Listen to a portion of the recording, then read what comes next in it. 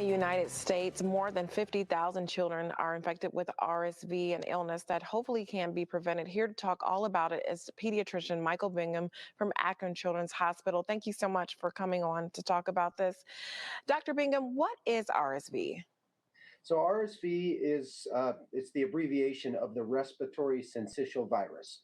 RSV is a common virus. It comes to us typically every winter, and it causes an array of symptoms from cold-like symptoms all the way to something called bronchiolitis, which is sort of an inflammation of the airways of kids. And so it can cause cough, runny nose, congestion, and even breathing difficulties. Wow.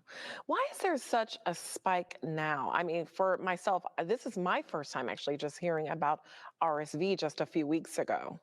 Yeah, well, so we experience a seasonal burst of RSV every year at children's hospitals, and it's typically late December and into January. And so I think there's something to take note of around RSV this year, and it's that it came much earlier than it Mhm. normally does, and also we see seasonal variation. Sometimes there's fairly high volume of RSV cases, and sometimes there's sort of mild, not very much of an RSV season. And I would say this is certainly amongst the highest and worst RSV seasons that we've seen.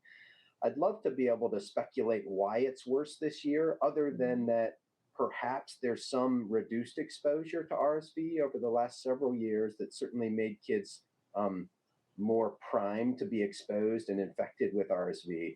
But we're certainly seeing it impacting our emergency departments and even our inpatient units. Now, Dr. Bingham, I know the common cold is very common this time of year, but when should parents head to the hospital? How do you know the difference kind of between the cold and if it's RSV maybe? Yeah, that's a great question. I would say that older children, sometimes you don't even know whether they have RSV as the cause of their cold or some other virus that might be causing their cold like symptoms. I think where we get a little more worried, where we see bigger problems, is in the younger kids, particularly those kids less than 2 years, even less than 1 years of age. And those children, in fact, all children might develop congestion and runny nose and sneezing, but usually a couple days into that cold, kids might start breathing a little more difficultly. They might be having more coughing and maybe less effective feeding. We tend to see that in younger kids with RSV infections that are really experiencing those bronchiolitis symptoms. And I would say if the kids really are having less energy and are having high and sustained fevers, and particularly those kids that are having breathing problems, so Mhm. breathing particularly hard, not able to take their bottles or to feed Mhm. effectively while they're because they're focused so much on breathing or they're coughing so much. That'd be time to have that patient seen by their medical specialist for sure. What are some treatment options if you have to take your child there and they do have RSV? Yes, unfortunately, like many of the common viruses out there, most of the treatments are supportive in nature. So if a child has an ear infection caused by a bacteria, an antibiotic might be an acceptable treatment. Same for strep throat.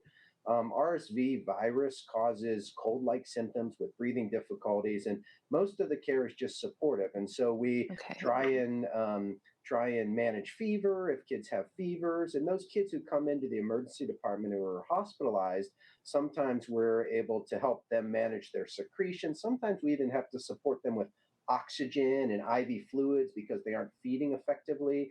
And a small percentage of those kids, we even need to support their breathing a little bit. But most of the care at home is supportive in nature, just trying to help the kids manage their secretions and try to keep them as hydrated as they can and as well nourished as they can so their bodies can fight off this virus themselves.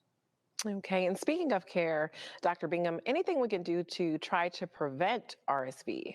Yeah, so I think the typical things are still really effective. Things like washing your hands really effectively, trying to reduce exposure when kids might have a cold. Try not to get them around other kids so you don't expose those other kids to that same cold. Now, that's really hard to do, particularly as we get into the winter time. Kids tend to be congregated together, but I think the typical things still work. Hand hygiene and trying to minimize exposure to kids with cold symptoms.